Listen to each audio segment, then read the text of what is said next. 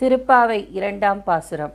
வையத்து வாழ்வீர்கள் நாமும் நம் பாவைக்கு செய்யும் கிரிசைகள் கேளீரோ பார்க்கடலுள் பையத்து என்ற பரமனடி பாடி நெய்யுண்ணோம் பாலுண்ணோம் நாற்காலே நீராடி மையிட்டெழுதோம் மலரிட்டு நாம் முடியோம் செய்யாதென செய்யோம் தீக்குறளை சென்றோதோம் ஐயமும் பிச்சையும் ஆம்தனையும் கை காட்டி உயுமார் எண்ணி உகந்தேலோர் எம்பாவாய்.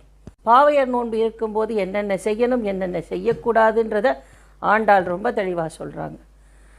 நெய் பால் தயிர் போன்ற உணவுகளை தவிர்க்க வேண்டும். காலங்காத்தால் நீராடணும்.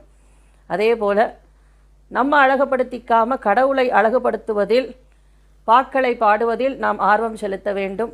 தான தர்மங்கள் செய்ய வேண்டும். இதுவே உய்யும் வகையாக ஆண்டாள் நமக்கு சொல்கிறாங்க.